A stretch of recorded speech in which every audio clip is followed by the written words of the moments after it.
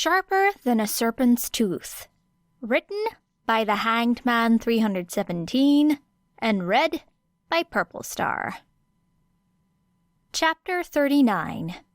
Suzuki Era versus Todoroki Shouto. Todoroki Shouto was cold. Really, really cold. Ever since his first match, he'd felt that insistent chill build up in the spaces between his joints, numbing his fingertips, freezing even the air in his lungs, until he swore that the next time he breathed, it would be in billowing puffs of cool mist. But that was just discomfort. The cold wouldn't hurt him, burn him, in the same way his father's quirk had so many times before.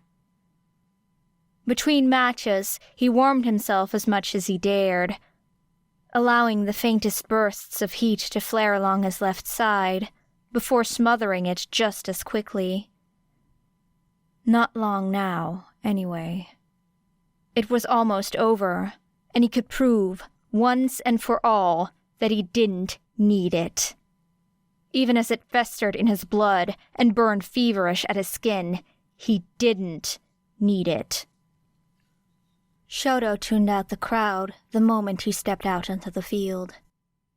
Their excitement was unwarranted anyway. This match was going to be an embarrassment. Tokoyami and Ida at least had put up a fight. But the former had an extremely impressive and versatile quirk, and the latter had both power and the blood and bearing of a hero. What did this Suzuki have, he wondered. A couple of flashbangs and a paint gun at her back? That might have helped her in the first two asinine events, but here, it was about power. He had it. She didn't. That was the way of things. He sounded like his father. The thought brought an unwelcome flash of heat along the left side of his face, and he swiftly stomped it down. So what if he did? Just because the man was a monster didn't mean he wasn't right about some things. He was, after all, almost the top-ranked hero in the country. Todoroki repressed a smirk at that. Almost. Looking across at Suzuki revealed nothing to him. She was of average height and bearing, although beneath her gear she did appear a bit bulkier than most, more well-muscled. Her skin was an almost sickly pale, as if she didn't get enough sunlight, and her hair was not only mussed and tangled with dirt from the previous events, but it was also a complete mess to start with, hacked short with little finesse. She looked mostly Japanese, but there was a touch of something else in there that he couldn't identify. After the introduction of quirks, features had begun to fluctuate wildly, and it became difficult to tell. The eyes, though, those stood out to him. Pale blue and ice cold. In those brief moments before the match began, she looked angry. Not the snarling rage of Bakugou or the righteous fury of his father.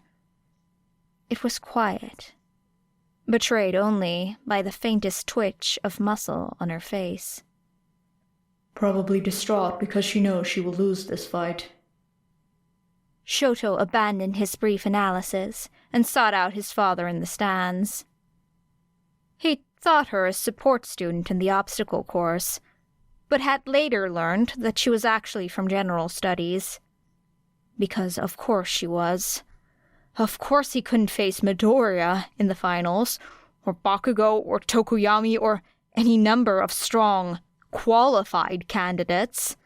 Of course he got stuck with a Gen Ed student who hadn't presented a quirk to the crowd all festival.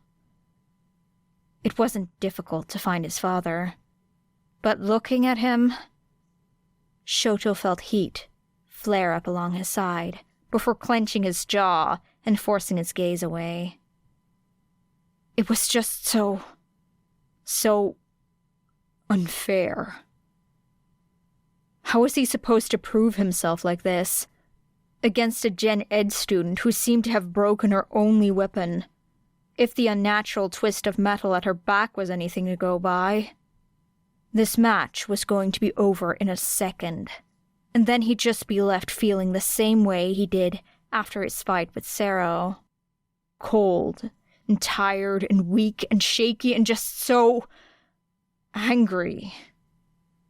A restless sort of heat that simmered beneath his skin until he smothered it with ice and frost.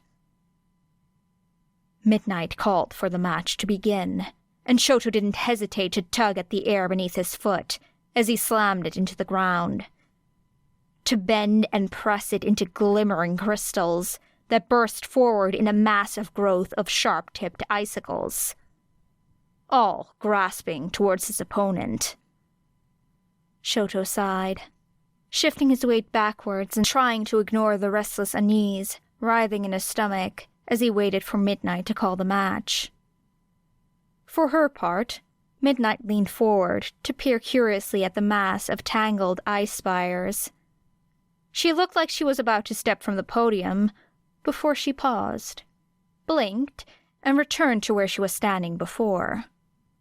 What? Beneath the constant rumble of the crowd, Shouto caught the clatter of scraping metal, and his gaze snapped back to the arena to see a faint glimpse of sunlight sparkling off of a knife as Suzuki wrenched it from a thick column of ice and threw herself up and over the massive wall he had created, landing neatly a few meters in front of him.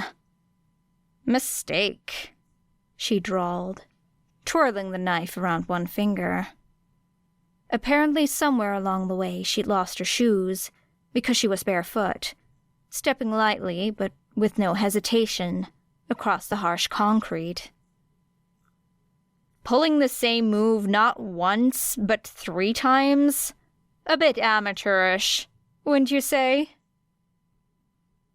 Shouto's eyes widened a fraction as he swept his leg behind him. How? How did she dodge that? There was time, of course, before the ice spread across the stage, but it was one thing to see the attack coming, and another entirely to dodge it completely.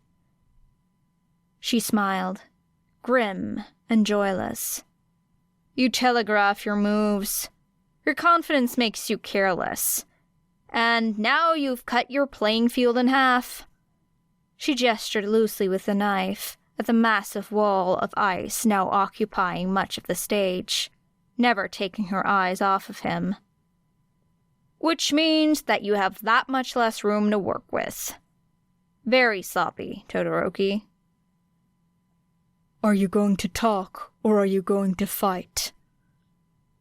Shouto didn't bother mentioning that he'd already proved he could use his quirk in close quarters, just as well as at range.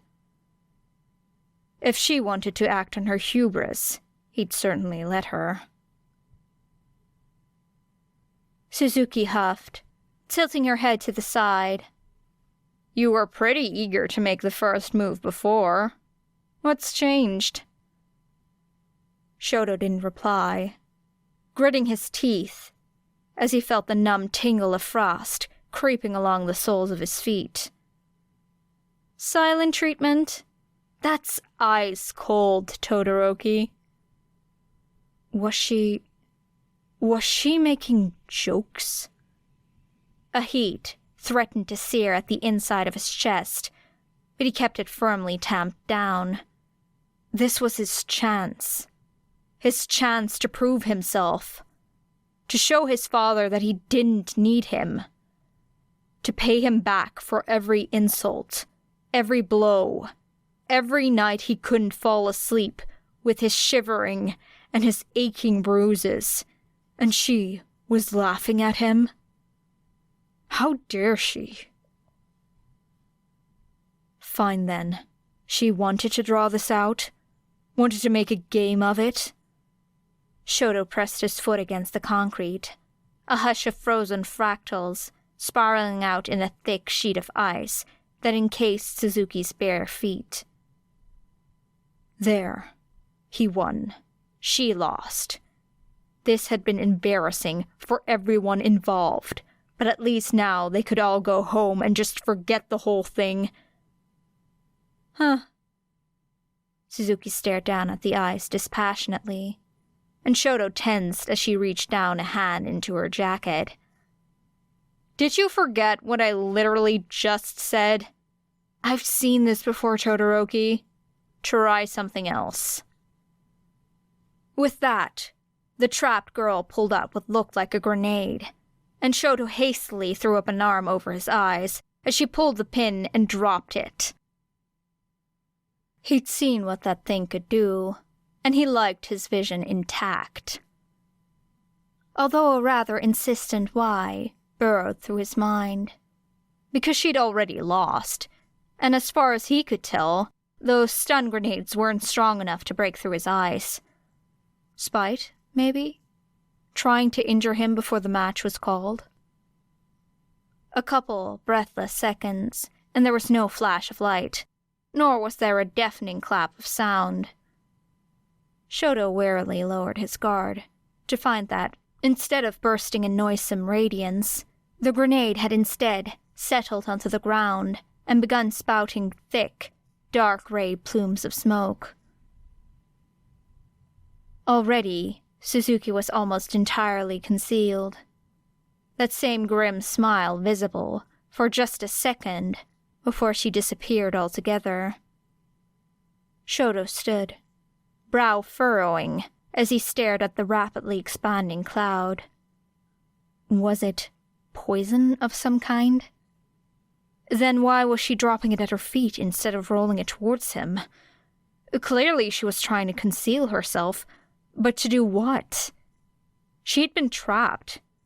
Save ripping through her own skin, there wasn't much she could do. The thick, noxious cloud expanded outward until it billowed lightly at his waist, spilling out over the edges of the stage. If it was poison, then surely she'd be heavily dosed by now.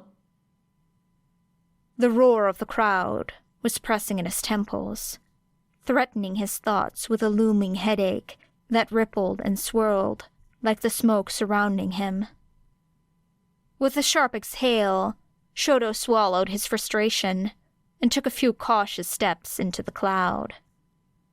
Immediately, his visibility all but vanished. He could just barely make out what lay a few feet in front of him, but everything beyond that was shifting shadows. Shouto kept walking, towards where he was sure Era had been frozen, but there was no one there. It was difficult to tell with how the mist twisted around his ankles, but he could almost swear. In ebbs of the current, moments where the ground became visible, he imagined the sight of speckled scarlet staining the dull ice beneath. A voice, far too close for his liking, brushed against his ear. "Hey, bud. Looks like you missed." Shouto whirled around, feeling frost curl along his hand as he swung it through the smoke. It parted violently in his wake, before lazily swelling back to seal his vision once more. There was a harsh bark of laughter, a little further off than before. "That was actually pretty close. Guess I underestimated you." "How did you get out?" Shouto tried to ignore the burn of smoke in his lungs, and the itch at his throat that demanded he cough. "A magician never tells, Ice Boy." The voice echoed strangely, warped and mangled by thick gray smoke. "What's your next trick, then? History would suggest a close-range attack, grabbing me and freezing me in place, but, well, I suppose you tried that, huh? Guess I'm just a little too fast for you. Sorry." It took everything Shouto had to keep the snarl from his face, and he briefly considered sending out another massive wall of ice to coat the rest of the stage, but There was a telltale tremble in his limbs, a numbness that had already seeped up to his ankles, that promised something much worse, should he push himself much further. And she'd already dodged once. So he'd just have to wait for her to come close. And then, once he actually caught sight of her, he could launch a concentrated attack. Immobilize her. Win the match. Win the festival. Feel satisfied for once. Prove to that bastard that... Why do I feel like you're ignoring me? The smoke parted briefly around a whizzing projectile, and Shouto barely had time to blink before a sharp burst of pain blossomed at his shoulder. He hissed, glancing down to see what he had already expected. Paint, bright and garish, splattered across his uniform. I forgot about her pistol. That's not very nice, Todoroki. This time, he managed to catch the movement before it zipped through. Fat load of good it did him. The paintball burst along his side as he twisted away. The pain was more than manageable. Just a sharp, stinging impact that faded almost as soon as it had begun. The first hit had been a shock, yes, but... I've had worse. He needed to get out of the smoke. But it had been billowing out from that grenade at an alarming speed, and now, well, the whole arena could be affected. He could risk stepping out of the ring in his blindness. Maybe he could pinpoint her by ear? The noise was a little distorted, but surely... Wow, I can hear you thinking in there. Another sharp spark of pain, this time at his back, right between the shoulder blades, and... How does she know where I am? He wasn't even talking. Shouto squinted. Sure, there must be some way to see through this thick smog that he was missing. But with the constant, rippling movement of the smoke, he could swear that she was everywhere and nowhere. And come to think of it, this whole experience had given him a whole new perspective on the phrase, smoke and mirrors. "Come out and fight," he said hoarsely. There was a slight strain at his eyes now, too. A burning sensation that he hastily blinked away before it threatened tears. "Stop being a coward." "Come and catch me, fucker!" Her voice ripped through the smog with sickly rage, and this time Shouto blinked, not out of desperation, but shock. Excuse me? "Oh, I'm sorry." He could hear the sneer in her voice, even as another paintball burst, sharp and vibrant, against the back of her calf. "Does Daddy not allow cursing around the house?" Shouto stiffened. "You do not know my father." There must have been some threat in his voice, because she almost sounded apologetic when she said, "Nah, but I ran into him before the match. Kind of an ass. I think I pissed him off a little."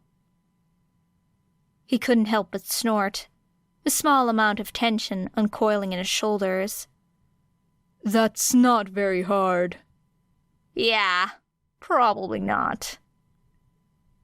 Another paintball impacting against his arm, not bursting against the skin, but simply bouncing off of it. Shouto bit back a curse, rubbing at where there would surely be a bruise. That one had hurt. God, fine. If she wanted to dance around like a little child, then that was her prerogative. The smoke was already beginning to thin, daylight peeking through in faint strands, so Shouto raised his arm, readied his leg, and waited for her to appear. "Oof. No such luck, Ice Boy. I've got like 3 more of these things." As she spoke, He caught the faint clatter of something hitting the ground, and the smoke immediately intensified to the point where it was almost unbearable, swallowing up the sun and squeezing the light from his eyes. Everything was roiling shadows. Another painful burst of pain at the back of his shoulder. Shouto felt that familiar heat simmering beneath his skin and slammed it back down. Breath fleeing in cool gusts of mist that were quickly overpowered by that thick, sickly smog. His head buzzed with a restless frustration, limbs burning with the desire, the need to do something, anything, but if he moved, he didn't know where he'd end up. Snarling, Shouto slammed his foot against the ground, a little more forcefully than necessary, sending out a fresh layer of smoke-dulled ice to surge across the concrete, far stronger and thicker than the first. Immediately, the numbness in his ankles intensified to the point of pain, before fading to a dull tingle once more. And Shouto let out another ice-tinged breath. He must have gotten her that time, and though he wasn't sure how she'd escaped before, there was no way. Sound bounced strangely off the rolling clouds, muffled in places, but suddenly amplified as it hit the particles just right. Warped, distorted, but deafening in his ears. So Shouto couldn't be certain, but for just a moment, he swore that he could hear a wet rip, like the squelch of raw, bloody meat between the teeth of some predator. A paintball struck him, giving him a jolt of pain right between the ribs. "Missed again," came Suzuki's smoke-bent voice, though there was a strain to it this time. "Your aim's terrible." 2 more shots in quick succession, striking him across the forearm. Past the pain and boiling over frustration, Shouto was struck with the thought that he was going to be covered in paint after this, and that was the thing that pushed him over the edge. "Cut it out," he snapped, swinging another hand, but coming up with only smoke and shadows. "You're just stalling." "Am I?" "Yes. Or you're going to shoot me with paintballs until you run out of smoke. This is childish. Pull together whatever dignity you have left, and let me end this." Suzuki tutted, and Shouto growled as another paintball struck him in the thigh. "Let you end this?" she repeated, this time so close to his ear that he could almost feel the smoke part at her breath. But by the time Shouto whirled around, she was gone. "The great Todoroki Shouto recommended you a student, powerhouse of Class 1A. You need me to let you end this." A paintball burst against the back of his neck, dangerously close to his skull. "Use that brain of yours, Todoroki.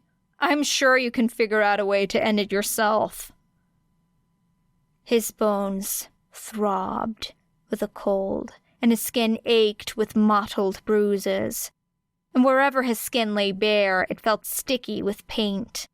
And Todoroki just wanted this thing to be over already. "You got nothing, huh?" Oh, great. She'd taken his silence as an invitation to continue. Something struck him at the back again, in the same place as where another had hit, and Shouto winced. Maybe we can brainstorm a bit. Let's have a fun little science class together, shall we? What happens to heated air, Todoroki?" "It rises," he muttered, almost instinctually. "I'm sorry?" "It rises," Shouto snapped, Will you please just get out here and... His jaw clicked shut, teeth grinding as he realized her meaning. Fire might be able to disperse the clutching, suffocating smoke. Shouto hastily dismissed the thought. That would be as good as losing. I take it you finally figured it out? I'm not using my fire. Under normal circumstances, he'd wonder how she knew. But now he was struggling to cap his temper. His bones were numb with the early stages of hypothermia, and he was almost choking on smoke. The smoke will dissipate naturally. I just have to wait for it to do so. Then I'll win. There was a chilling silence. And for an irrational, blinding moment of panic, Shouto wondered if she'd abandoned him. Left him lost and gasping in this endless maze of smog. Another burst of pain at his chest assuaged those fears. Dead. Shouto froze. Slowly, he looked down at where the fresh paint had splattered across his tracksuit, and found that it had neatly marked his heart. Surely she doesn't... You've died 12 times already, Todoroki Shouto. I'd say that's a new record, but... Suzuki let out a dry laugh, though the humor of the situation was lost on him. These are just paintballs, he finally managed through gritted teeth. I hardly see. Another paintball ripped through the smoke to bounce off his sternum, and Shouto had to choke back a strangled noise of pain. Villains won't use paintballs. They'll use bullets. And if you hesitate for even a second, pain, sharp and nagging in his back, they will kill you. That doesn't... He cut himself off with a gasping wheeze as a paintball struck him right in the gut. Suzuki snickered, sounding far closer than before. 15. What a painful 15 that would be. Do you know what a bullet to the stomach feels like, Todoroki? Because I can assure you that it is a distinctly unpleasant experience. What the fuck? What the fuck? Was she insane? What the hell was she trying to prove with this? That she was capable of murder? Of murdering him? Under completely different, completely unrelated circumstances? Of course there wouldn't be real bullets at a high school sports festival. So why was she even mentioning it? This was becoming too much. The smoke in his lungs, and the 1,000 little pains at his skin, and the burning in his veins that itched and snarled, and to be perfectly honest, the constant swirl of black smoke, the ever-shifting voice, the unpredictable assaults that kept him constantly on edge, the talk of death, and so casually, as if it were an old friend to be discussed in the cafeteria. It inspired a cold dread that clutched slender fingers around his heart. Shouto was... No, he wasn't scared of Suzuki-era. She was just a weak Quirk Gen Ed kid who happened to have a few tricks. He stumbled when another paintball struck him in the shoulder blade, swearing beneath his breath as he whirled around. Something cold and sharp pressed against his throat. An arm looped around his shoulders, tightening briefly as Shouto froze, all too aware of the press of steel against his skin, the sharp sting as it split the skin, and a trickle of blood dripped down towards his collar. Her voice was quiet and vicious in his ear. Dead. and she was gone. Shouto grasping, ice-flecked fingers towards nothing.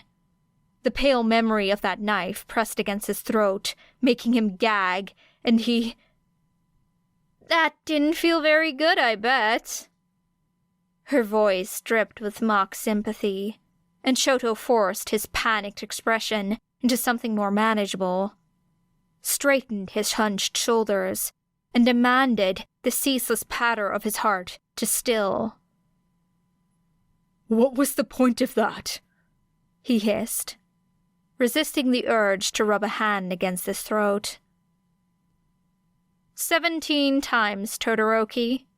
You've died 17 times, and you haven't used your fire once. Can you explain that to me? Because I'm going to be honest, I really don't understand it. I'm not going to use his quirk. This didn't feel real anymore. Felt like something out of a sleepless night, where time dragged on, and everything was still and breathless. I refuse. What the fuck are you even talking about?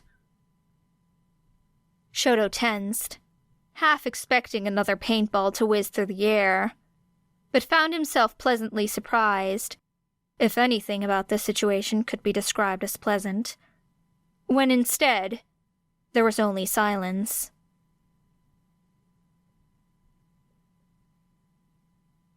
Era understood hating your quirk. She did. She really did. She could not express enough how much she understood that insidious self-loathing that creeped beneath the skin. Looking in the mirror and feeling nothing but disgust for the person she saw, because it was infected. Her quirk was a disease more than anything else. And like everything in her life, she'd bent it to her favor more often than not. But the pain that it had caused her, had caused those unfortunate enough to know her, she could never forgive that. Could never forgive herself. It was simple enough. Todoroki hated his quirk because it was similar to his father, and his father was, apparently, an asshole. So she'd just show him then how foolish that was, how that would get him killed over and over and over and over and over. Spite was no reason to shun such an advantage, not when life so rarely afforded you one. Solution: convince Todoroki to hate dying more than he hated his father. That was the abstract of it, at least. The details got a bit muddled along the way, tangled up with, "You're hurting him, little bird," and "They would have died," and "My fault, my fault, my fault, my..." And then, "I'm not going to use his quirk." Spoken with such conviction, such rage. His father's quirk. Like it belonged to him. Like he belonged to him. "Never forget who you belong to, bird." At last, her voice returned to her. More smoke rasped than she remembered it. "Do you even want to be a hero?" She caught a faint shift in the smoke. Heard the terseness of his voice as it shook with barely contained anger. "Yes." "Does that belong to you?" No answer. Why? She'd thought the question was clear enough. Era stepped lightly through the smoke, following its natural ebb and flow. "I'm sorry. Was I speaking to Endeavor this whole time? Because I was under the impression that my fight was with Todoroki Shouto." she heard his jaw snap. I'm not my father. Oh, interesting. Sorry, I got confused because you said you had his quirk. What are you talking about now? He sounded exhausted, and more than a little snappish. And honestly, that was fair. Even Era got kind of pissy after Hatsume had spent hours pelting her with paintballs. And she'd been able to see those coming. I'm saying you're not your father, so you can't have his quirk. You have your quirk. It's close enough. The smoke was beginning to thin again, and if Era strained her eyes, she could catch glimpses of Todoroki's face as it shifted around him. He looked... bad? She guessed. Was a word she could use? Tired. Angry. A little scared. Beaten. Era really hadn't thought that this would rattle him so much. But then again, she'd been misjudging the situation from the start. So what else was new? It's really not, she muttered. Briefly, she wondered what her life would have been like if she'd gotten his quirk. Or at least something similar. How she would feel if she'd still get that crawling sensation beneath her skin, or if she would be afflicted by a more insidious self-hatred that festered in her mind at every waking moment. She would still use it, to run away, to stop the pain, to keep others from suffering for her mistakes. She would. But it would be difficult. Even the thought of it made her sick. To imagine seeing others enthralled by that same sickly sweet sort of... The blank eyes, they were... She would still use it. The thing was, Todoroki Shouto's quirk simply wasn't his father's. Such a flexible temperature manipulation was extraordinary, yes, but it wasn't Endeavor's Hellfire. Fire quirks were common, and varied enough that it just read so different to her. This was getting ridiculous. She'd never been able to solve her problems by relating herself to others, putting herself in their shoes, and she didn't know why she'd thought this would be different. Era wasn't a person, not like Todoroki. It didn't matter what she thought she'd do, what she thought she felt. All that mattered was dealing with him, and doing whatever it took to make him understand that he was going to get himself killed if he didn't work through whatever this fucking complex was. You are not your father, she said at last, watching the smoke swirl away from her breath. And you don't have his quirk. Actions can't be inherited, only learned. What are you talking about? There was another rippling disturbance in the fog, like Todoroki had struck out blindly yet again. What are you afraid will happen if you use it? That you'll look back in the mirror and suddenly it'll be him staring back? A burst of ice shot towards her, and she darted to the side. Nice shot. Are you afraid you'll hurt someone? She pressed. Is that because he's hurt someone? Hurt you? Shut up! Todoroki snarled, and Era sidestepped another splintering mass of ice. You know nothing. Era huffed. I know lots of things, actually. I know you're going to die if you keep this up. I can hear it in your voice. You're shivering. It's leaving you vulnerable to attacks. Briefly, she considered firing off another shot at him, but he'd probably had enough of that. I know your father's an asshole, and though I don't know the full extent of that, I can make a pretty educated guess. I know he's trained you, and that he's probably burned you. I know that's not how you got your scar. For better or for worse, Era was intimately familiar with the effects of various types of burns, had seen them heal against her own skin. She couldn't be certain, but the burn on Todoroki's face didn't look like it came from fire.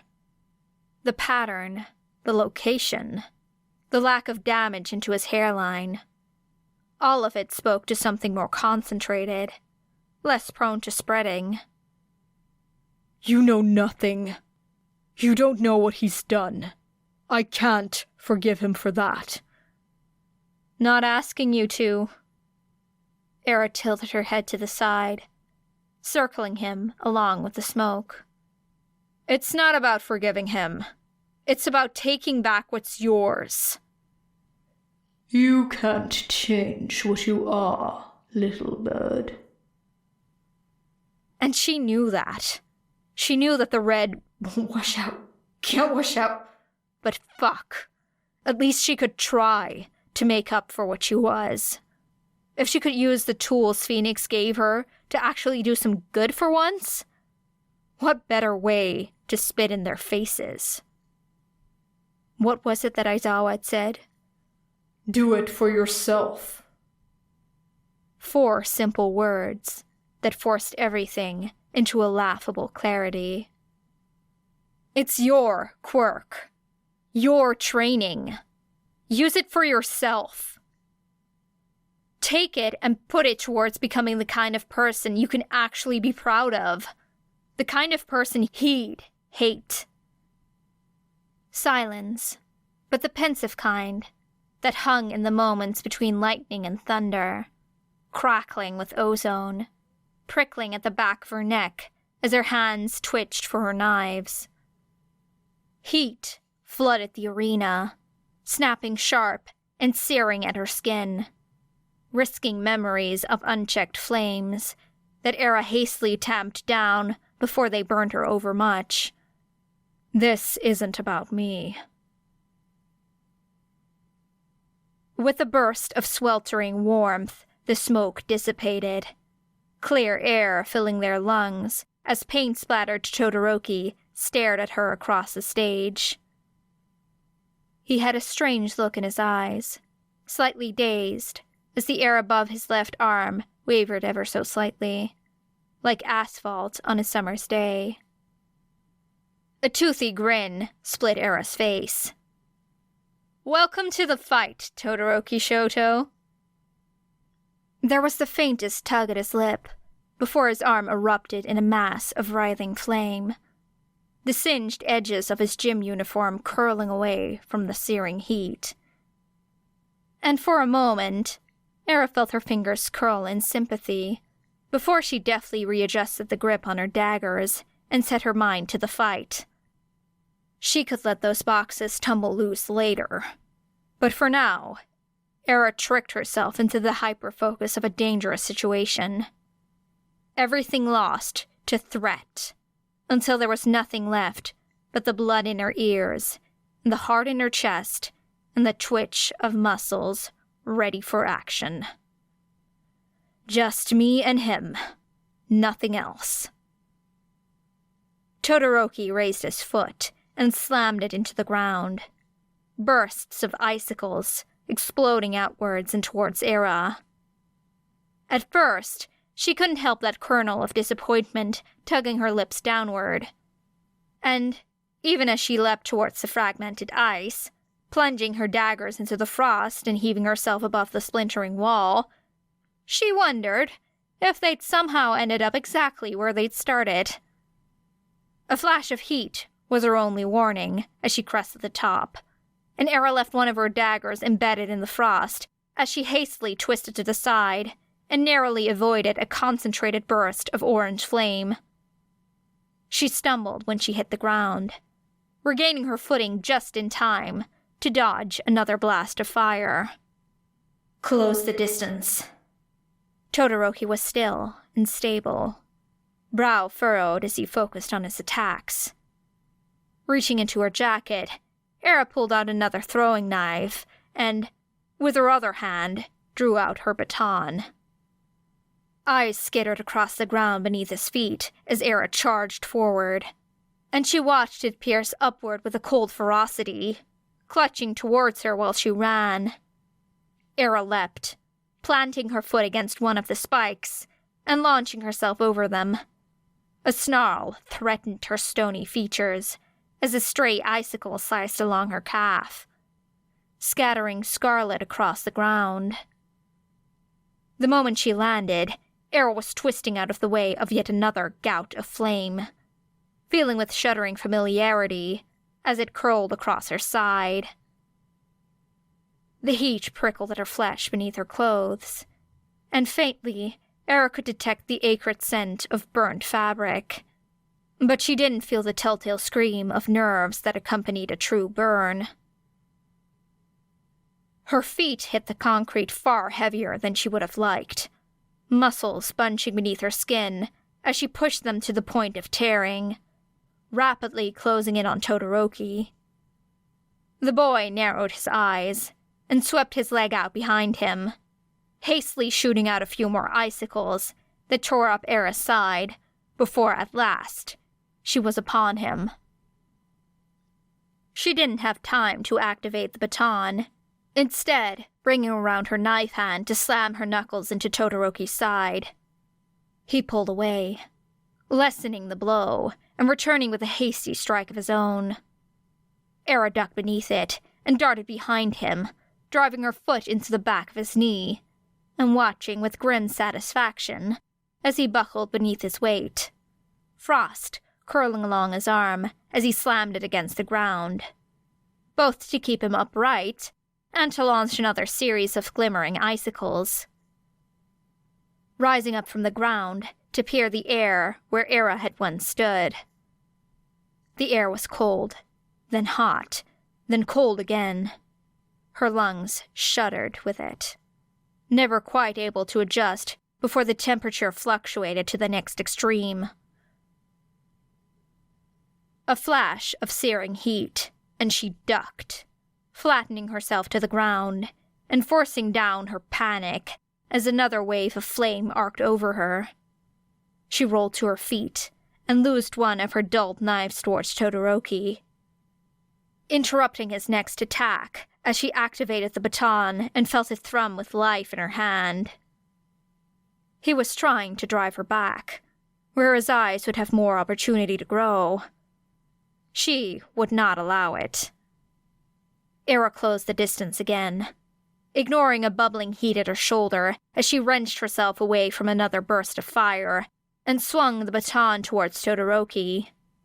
A thick layer of ice spread across his skin just before it made impact with his arm, and the electricity fizzled out to nothing.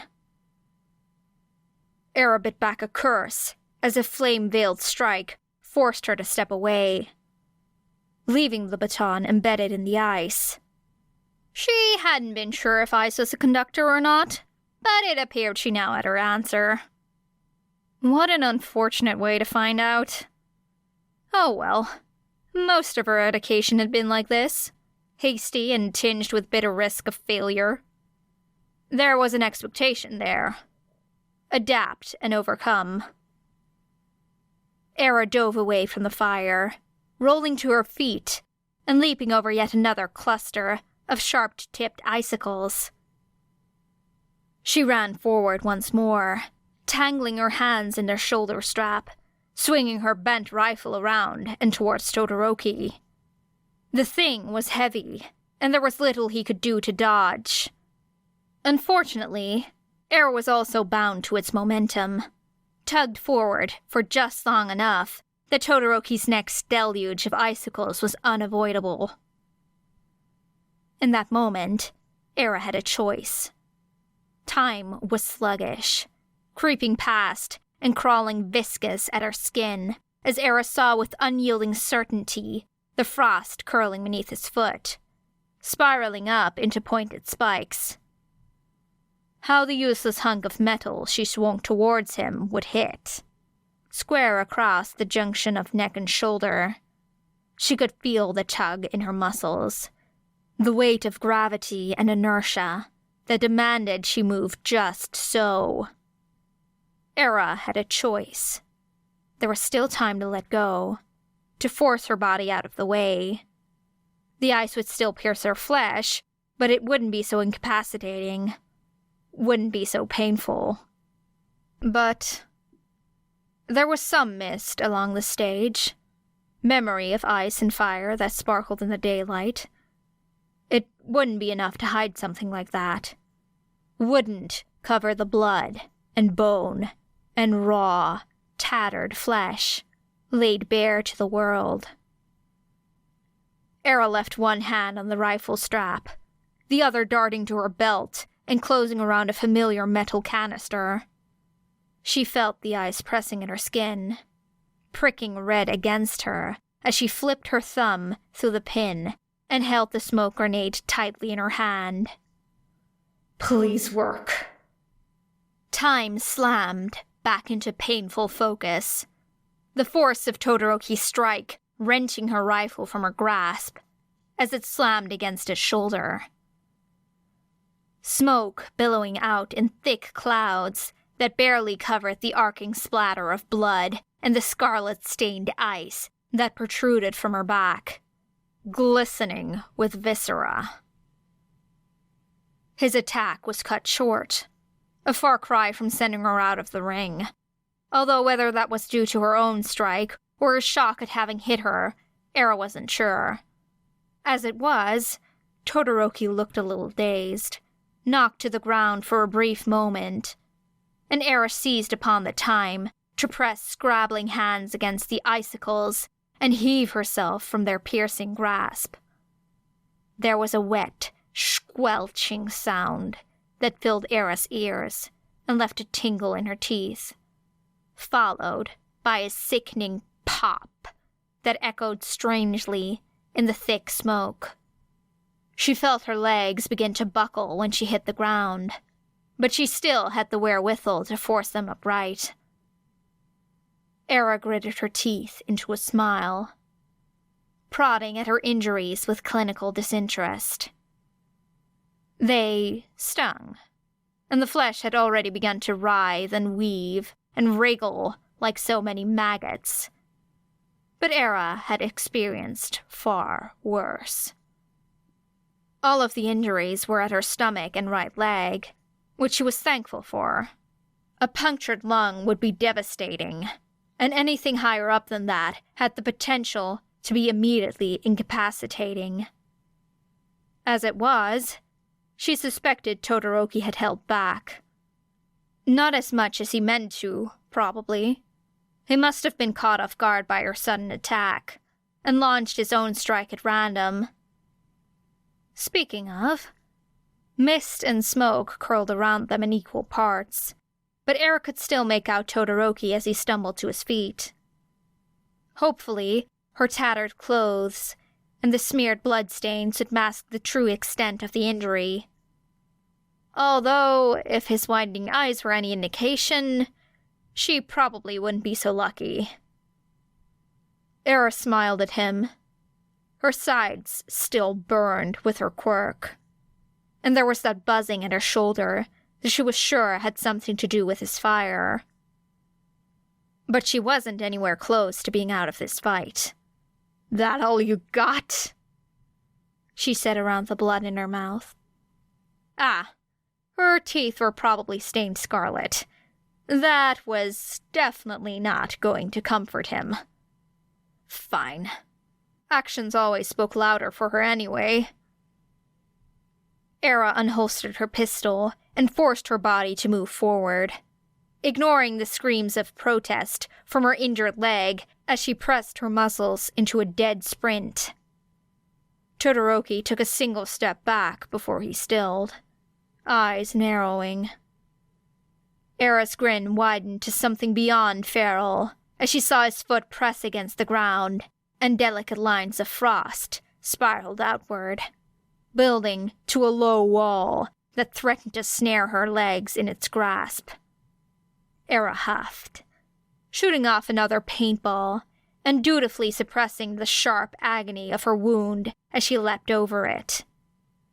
"Gonna have to do better than that," she snapped, her voice more gasping than she might have liked. "What? Lose your nerve? Gonna back down because of a little blood? Thought you were stronger than that." She saw his jaw clench, swore she could catch a hint of frost creeping up his cheek as he slammed his foot down harder, and the ice-slicked ground began to writhe with vicious intent, snapping upwards in a mess of frozen spires that almost dared Era to continue. The message was clear. If she wanted to come closer, she would have to risk their sharp-tipped bite. A laugh bubbled in Era's chest, pushing up and past her throat. She did not slow. There were moments of resistance where her flesh caught against the icicles, moments where she threw her weight forward and tugged herself free with a rip of flesh and skin, sharp pinpricks of pain that dulled to join the patchwork mess of tattered sensation. Todoroki looked, well, it was hard to tell past the haze of smoke, both on the field and in her mind. But his normally stoic expression was crumbling to something past concern. Horror, maybe. Strange. He'd made the dare. She'd simply called his bluff. What did he expect to happen? Did he think his fire was the only thing that could hurt? Could kill? Era had frozen to death a scant few times, and though it was certainly more peaceful than the burning, searing, writhing, she would not call the experiences pleasant. In fact, in the end it was much the same. At a certain point it became difficult to tell the difference between ice and fire. All burning, all sharp heat festering beneath the flesh, a shuddering necrosis that danced hot knives across the nerves. The coppery taste of blood flooded her mouth, its scent burning in her nose as Era forced herself forward through the smoke and mist and ice and fire. And there was fire. Ash was dry and bitter on her tongue, mixing with the blood to form something chalky and altogether distasteful. The dreadful hiss of melting ice was static white noise to the blurry sight of swirling steam that accompanied it, with the amber flicker of Todoroki's fire pressing soft against the mist, harsh, and glaring across the remnants of glistening ice. Fuck. But it had not been so long since she had fought like this. Not desperate, but determined.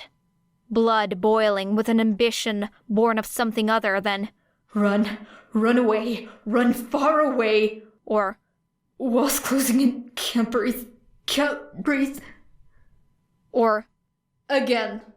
Get up and do it again. I can make you regret it. None of that now. Era wanted to win. No weakness. Yes, but not for the cameras, or the roaring crowd, but because if she didn't tug and twist and tear herself towards victory, then she would never be satisfied. It felt good to fight for something she wanted, rather than against something she feared. Someone was shouting, but that was all noise. Noise of the crowd, noise of the fire, hissing and popping and splattering, all melting to a sickly buzz that ached at the back of her skull. Era launched herself at Todoroki, raising an arm to block the brunt of his fire and feeling its heat curl around her flesh. She pushed through, baring blood-stained teeth as she drew back her fist, skin searing where he brought his arm up to block, lungs twitching at a sudden cold that spoke of ice beneath her feet, but she just didn't care about that anymore, because she was going to win, and if she had to maim and mangle herself against his eyes to do it, then so be it. The ground rumbled beneath their feet. Todoroki hesitated, but Era did not. She slammed her knuckles into the side of his face, feeling the bones misalign beneath her skin, before drawing back for another strike. The concrete split, rose, drove her back and away, and suddenly she was falling through the mist and shadows, the light of Todoroki's flame cut off by that massive wall. What? She heard the word, felt it pass across her lips, but she didn't remember saying it. Everything was red-hazed and blurred, each moment melting to the next, until she was dizzy with swirling action. She stood. She fell. She stood again, this time with a snarling insistence that her legs work, no matter how loudly they insisted they could not. Era had to win. She had to. It boiled in her blood and twitched at her battered fingers. Where was her opponent? There was nothing around her but sun-dewed mist and a towering wall of concrete. Suzuki? Someone was nearby. Era resisted the urge to snarl, barely restrained a sharp jab of her elbow as she whipped around to identify the culprit. The motion tore at her sight, blurring colors into something like a fragmented kaleidoscope of light and sound. She blinked for a moment, and her vision settled to something like clarity. Midnight was approaching her. She looked wary, concerned, a little unsure, fingers cautiously resting against the fabric of her costume, as she no doubt considered whether or not to unleash her quirk. Era remembered her quirk, sickly sweet and full of too real dreams. Era wished she didn't remember. She didn't understand. She was supposed to win, supposed to fight and bleed and break for this, for the crowd and the cameras. That's what they wanted, right? Why were they stopping her? Were they stopping her? Or was this another test? Another ploy for views and airtime? And fuck, why couldn't everything stop spinning? That last one, at least, she knew. Blood welled thick and heavy on her skin, seeping into her clothes, dripping down her arms, until it beaded at her fingertips. There was a hush, but Era couldn't tell if that was the audience or just her. Scarlet stained cotton in her ears that muffled everything but her own confused thoughts. In the end, Midnight didn't have to use her quirk. Era stumbled, fell, felt her wounds stitched shut with increased ferocity as darkness overtook her. End of chapter 39.